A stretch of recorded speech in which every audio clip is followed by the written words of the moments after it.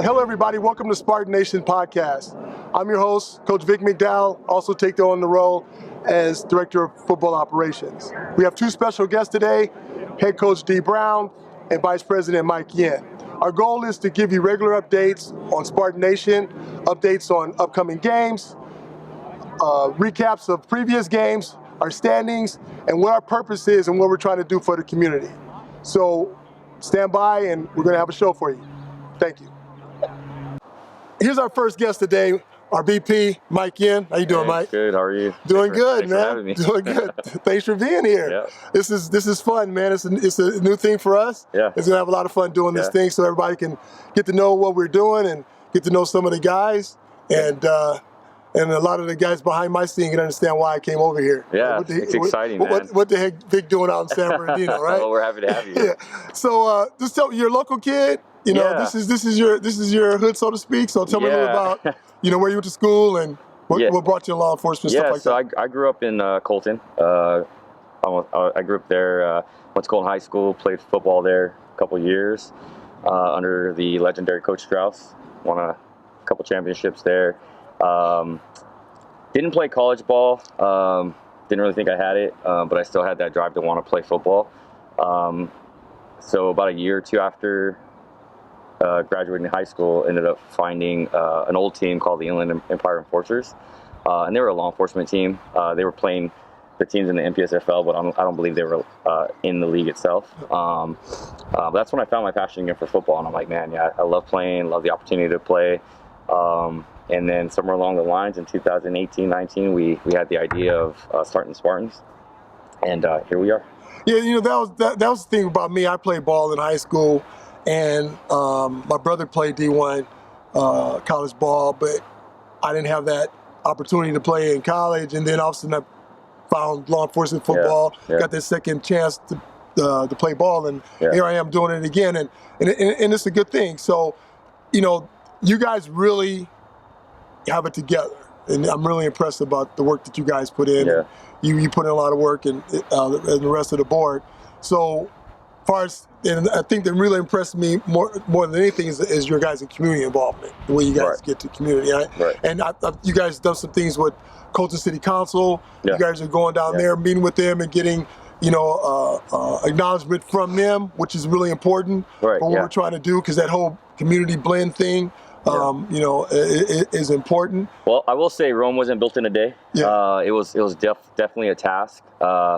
We started this whole idea in 2018, so probably the spring or January 2018, we had the idea of it, and I would say there were some people that were like, how are you going to get so many cops and firefighters to come out and play? And I was like, I don't know, but we're going to figure it out along the way. But we had an idea, an overall arching goal of bringing something back to San Bernardino County that we were proud of.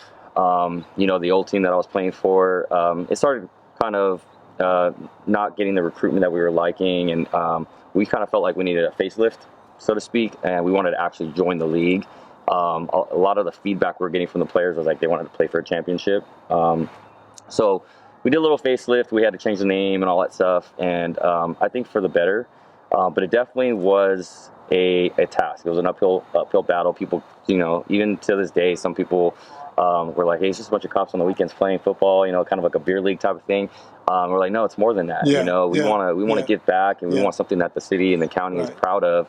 And I think we're finally getting there. Kudos to all the council people and the administrative staff and all of our friendly agencies around us that have taken the time to hear what we're about. And we are some cops that want to play football and live out our glory days, but there's more behind it. And I think this year, in the last couple of years, we've actually been able to put that on blast, so to speak, and people are kind of seeing that. So it's great. It's a great moment. Yeah, I coached and played against that hybrid team that you guys used to be with the Enforcers, and there's a definite difference.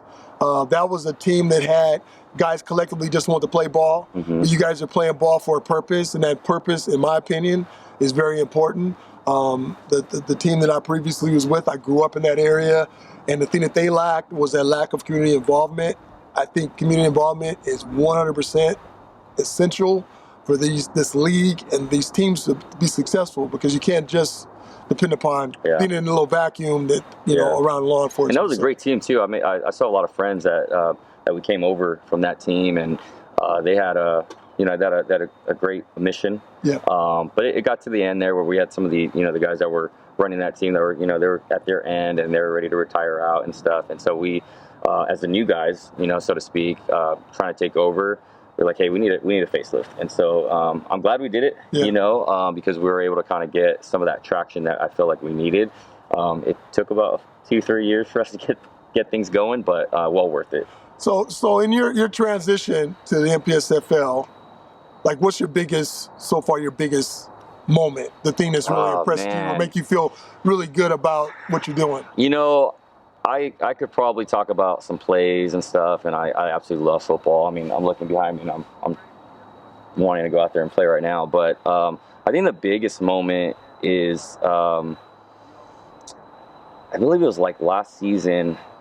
We had put a lot of work into our only home game that we had that year, and we were busting our tail for that entire month, trying to get people to come out, get eyes on our game and all that. And, I was running the game and playing, and I started to not pay attention to what was happening behind us, right? I was paying attention to the field and transitioning.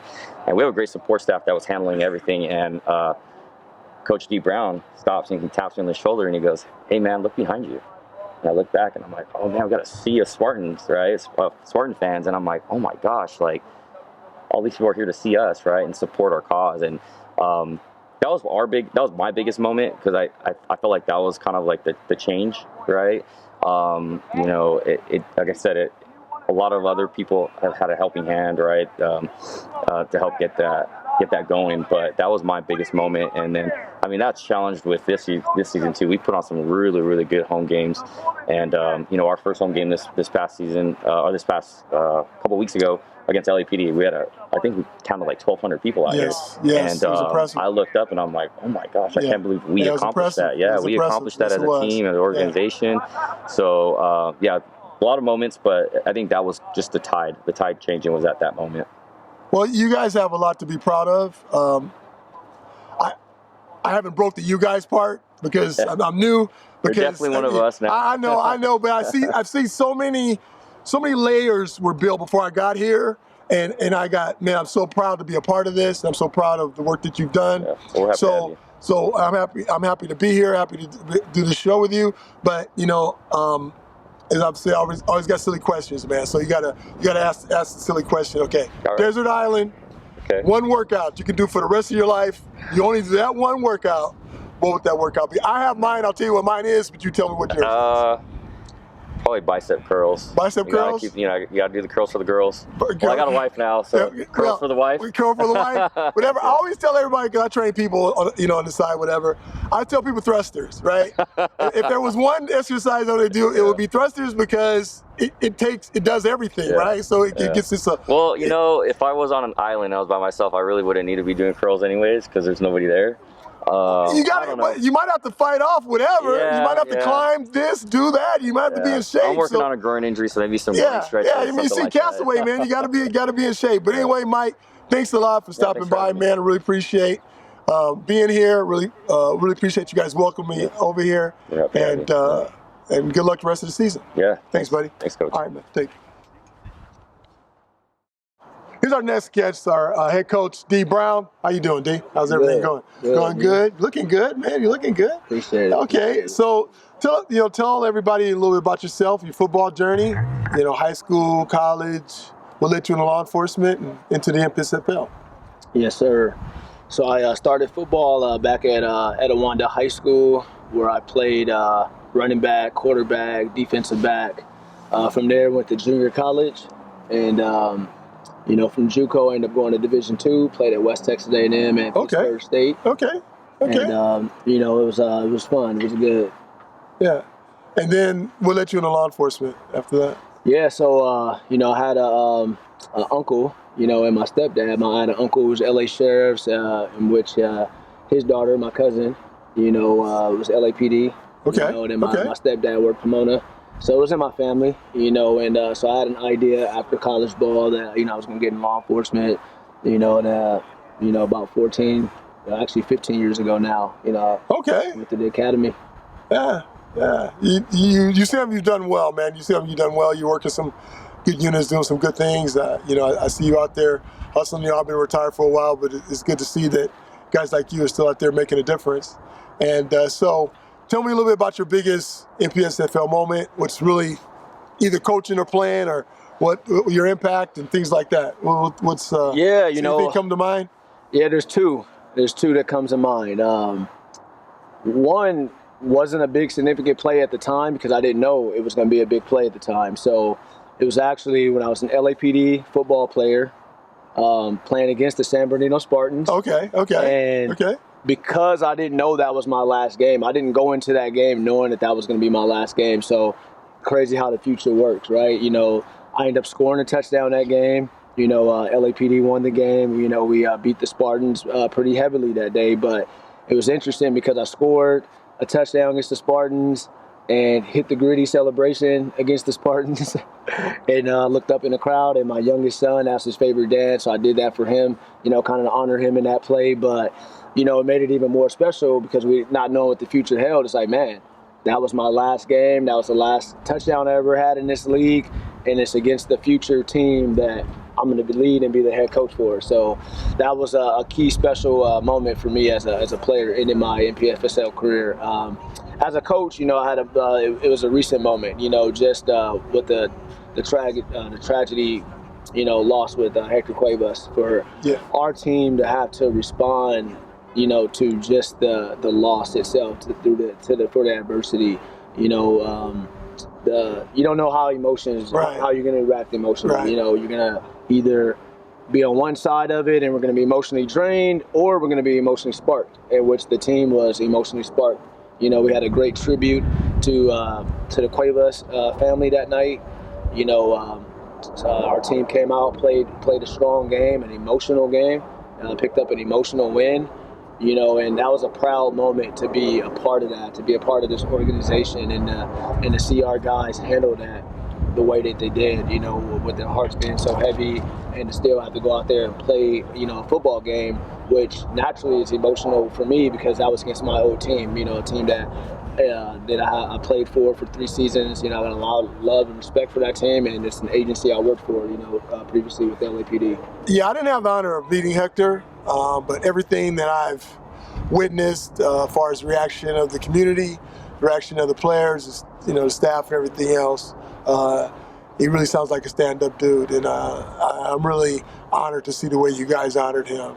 That was a beautiful thing, the way you guys have done that. Yes, sir. So tell me a little bit about your coaching philosophy on how you like to, before we get into our relationship with each other. Yes, sir. No, the philosophy is, I think it can sound like a philosophy that a lot of coaches will want in every locker room and every sidelines, but the biggest thing for me is to really, stay consistent with the approach of this philosophy. And that philosophy is, building a family culture. Everybody wants that. But what I mean by that is everyone's role in our organization is important. No one's above the standard. We say the standard is the standard, but no one's above that standard, that mission, and that goal.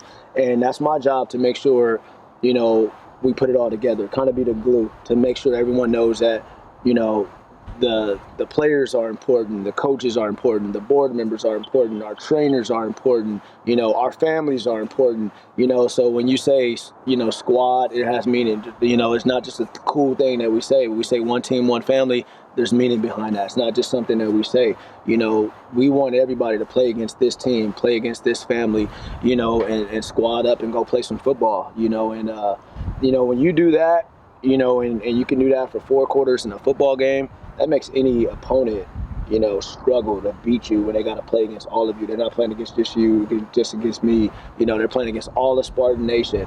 And that philosophy outside of that, ties into being tough, being aggressive, being fast, being, a smart team, a disciplined team. Do it with character, but also still have some swag. Have some energy. It's okay to have fun with this game. It's okay to get hyped up. It's okay to let everybody know we made a play. Let's celebrate amongst each other. We don't have to taunt the other team and get penalties, but we want everyone to know that we're here to work hard, but also have fun. So when you do those things, I think it's just a good recipe for a good football team on any level, whether it be the youth level or a semi-pro public safety level like this, collegiate level, high school level, etc. So we got a big one coming up Saturday, right? Yes, sir. We got a big one. This is a big deal. This puts your coaching record at. What's your coaching record, man?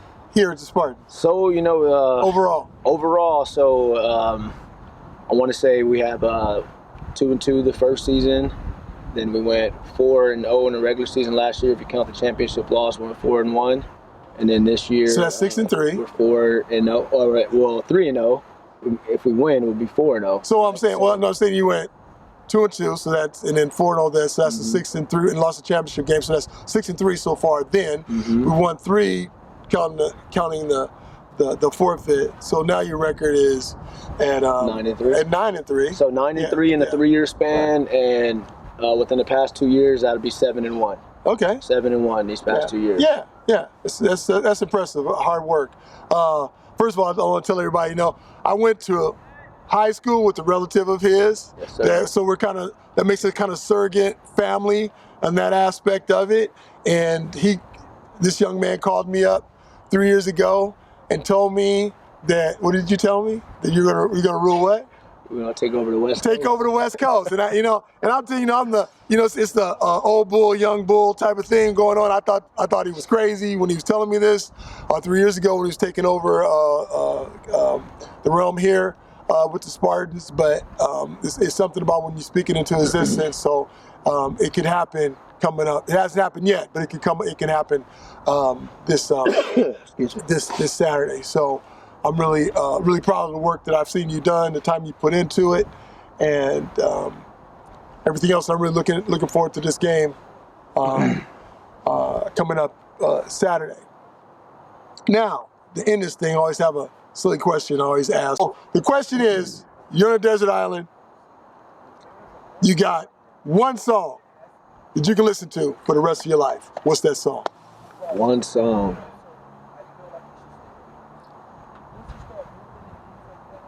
Computer Love by Roger Zap. Oh, wow. That's a good one. Why Computer Love? You know what? I mean, 1,000 songs come to mind, but that's just one of the, I'm kind of an old soul for growing up, aunts and unks and, family members that just listen to the oldies. I grew up in LA, so, it was just culturally, growing up in LA, you hear it a lot, so I think, you become a product of your environment in some areas and some things, right? And, hearing that song a lot, growing up, I think that's what comes to mind. If I was stuck somewhere, that would be a song that I'll be okay. Thanks a lot for being a part of this. Thanks a lot for welcoming me over to the team. Thanks a lot for suggesting that I come over. I think when they hired you to be the head coach, coming from player right to being the head coach, I think a lot of people behind the scenes of other organizations probably wonder what was the Spartans doing. But they made a great choice. They made a great selection picking you to run this team, man. Appreciate it. I'm really proud of you, man. You've done some great things. I appreciate it. Good luck. Good luck the rest of the season, man. Good luck Saturday night. Yes, sir. I'll be right here, man. Right behind you. No, thank you. Good job. I want to add to that. Part of me coming over, it was never about me. It was kind of touching in what Vic just said. I wanted you to be a part of that. That's why for the last 3 years, every season I called you asking you to come over, because I'm not to understand what we're trying to do and the vision that I had and where I'm wanting the organization to go as far as being successful, but to sustain that success, it never has to be about one particular coach saying, hey man, this is the new head coach, this is his philosophy. I felt like my job was to bring others in who could elevate this organization, kind of tying into that one team, one family, making sure, it's we're strong in this area over here. We're strong in that area over here. And, you know, knowing your background, you know, knowing how passionate you are about not just the game, but people, you know, you're committed, you know, your overall, you know, character, you know, to me, that's important when you're building something special. You know, when you're building something special, you know, you got to have high character people. You got to have people that are just as passionate, if not more, you know. So with that, I appreciate you for coming over. Thanks, Dan. Appreciate that, man. Appreciate everything you said. This is it's a great situation, and I'm glad to be here. Yes, sir. Thanks a lot, man. Absolutely. Love to you, man. Much love. Our next guest is a special guest. We brought in one of our defensive linemen, former San Diego State. Sir. Jordan Smith. How you doing, Jordan? Good, man. How are you? I'm doing great, man. So tell me a little bit about yourself, man. What's your football journey and then your law enforcement journey? Yep. I grew up in Redlands, California. Went to Redlands Senior High School. Graduated in 2011. Went to San Diego State for 4 years. Played offensive center, San Diego State from 2011 2015. Fucking greatest 4 years of my life, man. Graduated. Did some few different things, went into the fitness industry for a little bit, coached high school football for a little bit, and then got into law enforcement because that's what my degree's in.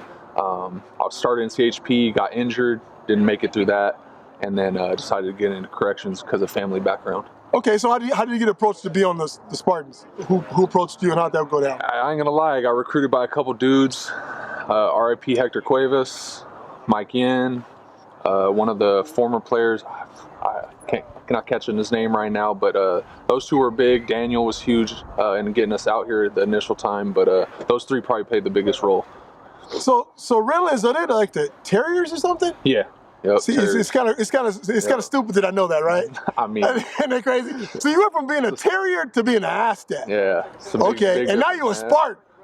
Aztec Spartans, that's kind of similar. The Terrier thing, I'm not really. Man, that was the roughest I'm not 4 really, years, man, to be a mascot of a Terrier. I'm not really feeling the Terrier, man. That's not the toughest dog. You chose Bulldogs, a Terrier. Huskies. That's what I'm saying. The University of Redlands is the Bulldogs. I said we couldn't just have been the Bulldogs with the university. Bulldogs, Huskies. I kind of feel that a little bit. Terriers. Yeah, I don't know. Not the strongest dog. I don't know where they came up with that one. But I feel you, man. So how you like being a part of the team and the guys and all that? Man, I just love the brotherhood.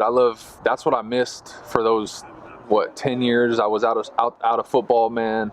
Even coaching, man, I loved being around just the family aspect of football. I mean, it's fun to play. I have a great time out here, man. I'm super competitive. I'm sure people have seen, if you watch the games, I get over the edge a little bit sometimes just because I'm competitive. But the biggest thing for me is the brotherhood, the family.